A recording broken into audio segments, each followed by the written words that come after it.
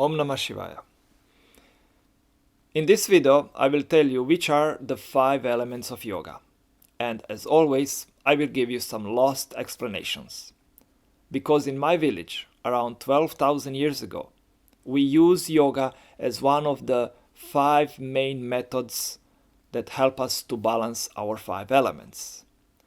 Each of these methods, it can be used to balance all the 5 elements if you know how, but if not, each of these methods is working on at least on one element. I'm talking about the other methods in other videos, which you can find below. But now I want to tell you how you can use yoga to balance all the 5 elements.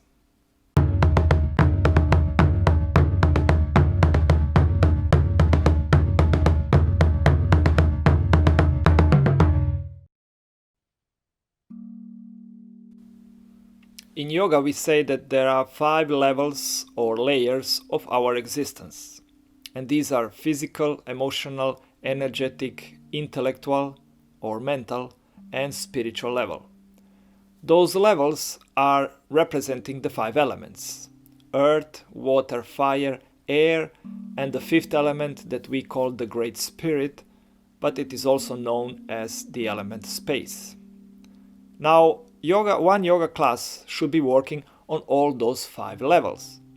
But because this explanation was lost, now today there are many yoga styles that are not working on all the 5 elements, or at least they working on one element more than on the others. But if you want to make balance, you need to work in one yoga class on all the 5 elements. And you need to include the 5 techniques, each one for one element at least. So now I will tell you which are these 5 techniques or the 5 elements of yoga. The first element of yoga is to energize the body.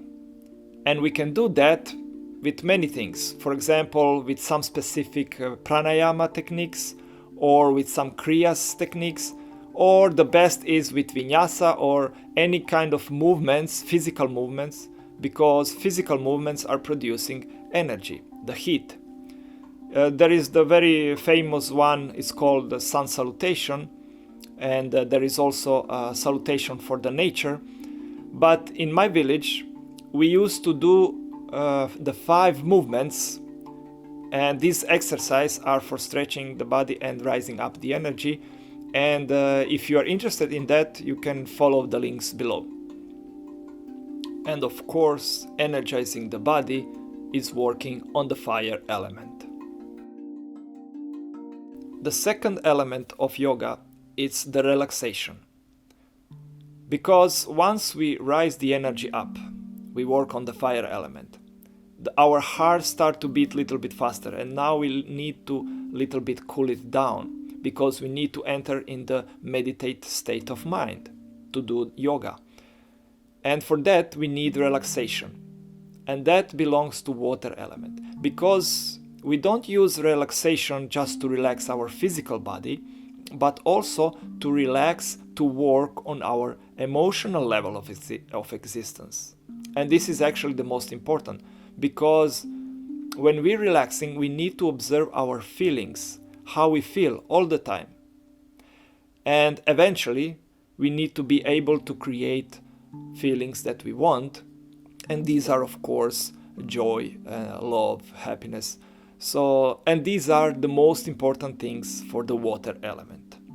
So we use relaxation to work on our water element. The third element of yoga is the concentration. And concentration is working on the mental, intellectual level, and that is the element air. So we can practice concentration in yoga all the time, because we can concentrate on the movements, or we can concentrate on the body or some specific part of the body, the one that we stretch, for example. But the best is to concentrate on breathing. And of course, the best is when you do that in just sitting in the meditation. Because while we performing meditation, we actually are performing concentration techniques before we enter in the meditation state of mind. So any kind of concentration is good for air element, for mental level, but to concentrate on breath is the best because it is connected with the air. The fourth element of yoga is stretching. And of course, physical stretching is working on the physical level of our existence, and therefore on the element earth. This is of course the most famous part of yoga, because in most yoga schools, most of the time is dedicated to stretching the physical body. And this is why yoga, if you don't know how to use yoga for all the 5 elements, it will for sure work on the element earth. But while you do the stretching, while you do the yoga posture, the best will be to stay in one position without moving for a long time, because this is the best for earth element, because earth element doesn't like to move. So to stay in one position for a long time is the best way of stretching your body. And the 5th element of yoga is the one that we do for the element spirit, and that is chanting mantras.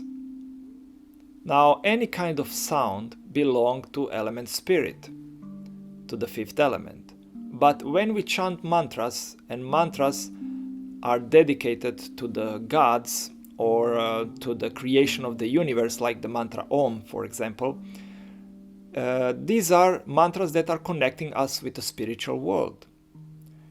So the mythology doesn't need to be involved. You don't need to pray to the gods. You can concentrate on the creation of the universe, chant the mantra Om, or to connect yourself with your soul, with your spirit. Because this is one of the techniques to connect with the spirit element.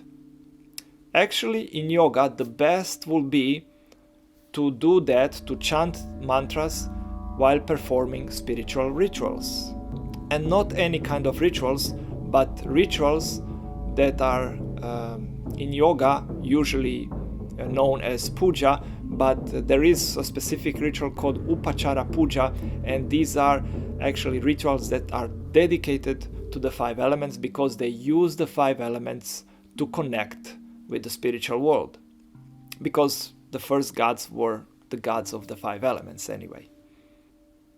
But I'm talking much more about spiritual rituals in another video.